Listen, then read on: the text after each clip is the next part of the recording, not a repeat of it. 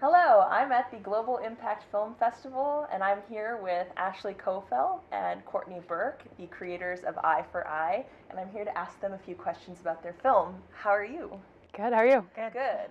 It's not a question about the film, but it is a question. So. That's a good one. So what is Eye for Eye about? You want to take it? You want me to take it? I can do it. Okay. So it's about this girl who's at a party in a foreign country, and she ends up being assaulted while she's there, and so she goes to the police, and it's kind of like they can't really do anything about it, so she takes matters into her own hands. Interesting. What inspired you to create this film? So we went to Cannes, a part of the Creative Mind group, and we got assigned a group, and we made this script collaboratively with a couple other, Stacey Williams, Torianne Lumsden, Alex Rubinson, and Jeff Chen, and Courtney and I. And we wanted to do a topic that really mattered to all of us, that was a social justice topic, and something that was more dramatic, serious, and that's kind of how it was born. What is your typical audience or your ideal audience for this film? I mean, not just for this film, pretty much with every film that we make, we want it to resonate. We want it to mean something to someone. And whether that's, a guy because he sees it and says, wow, I didn't realize that this was actually a thing because I'm not a woman. I don't know what it's like to walk the streets and have people yell at you.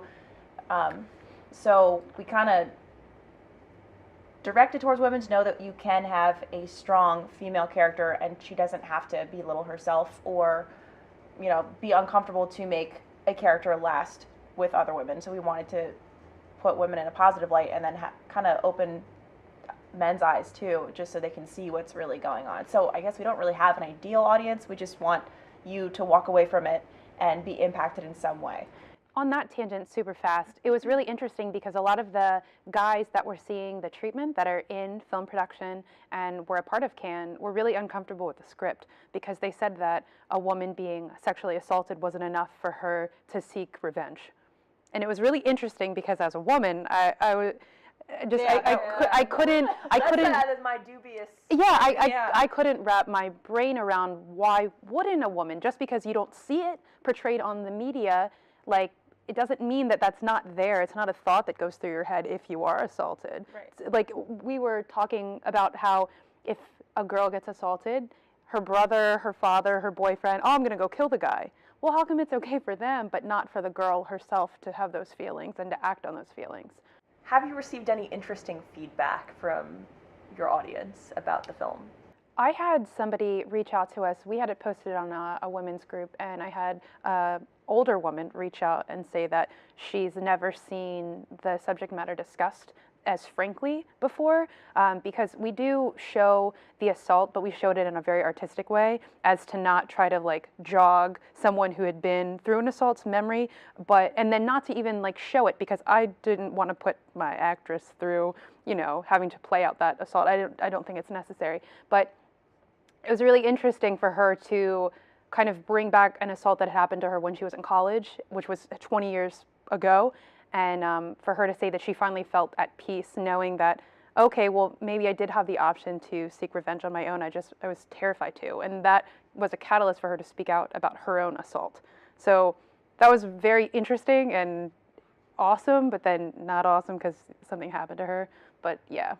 But it's a positive thing to see the impact that your film For sure. had. And it's not even, well, I guess this isn't really interesting feedback, but when we were in edit, I had to turn the screen and I was like, Ashleigh, you need to watch this because I just cut the assault scene. And we both just went, because it's uncomfortable. And so when we screened it, we were both waiting for that moment where the scene happened and you just heard a gasp. Like there was nothing. You could hear a pin drop just because it's uncomfortable, but we don't show anything. That's how we are with all of our films. No nudity, no swearing, because I don't think that you need that. And we've always kind of been that way, not showing any of it. And you can still be just as uncomfortable, if not more uncomfortable, without actually seeing anything, but you see enough that you know what's going on, and it's, ugh.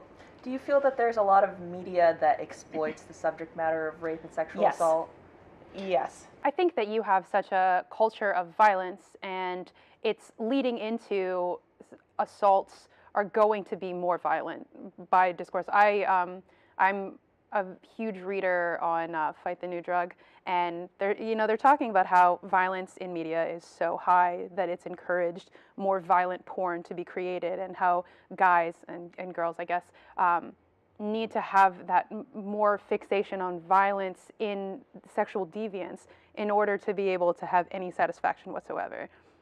And we just keep putting content out there, not us, but like media creators just keep putting that kind of content out there where they're exploiting women at the cost of like, oh, well, this is going to get cheap thrills, and we don't really have to rely on a story too much.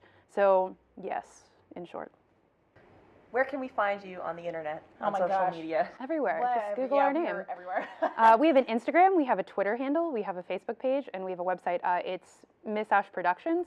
When we post everything, it goes directly to the Vimeo link. So Great. yeah. Well, it All was over. good to have you here. Thank you so much. Thank you. Courtney.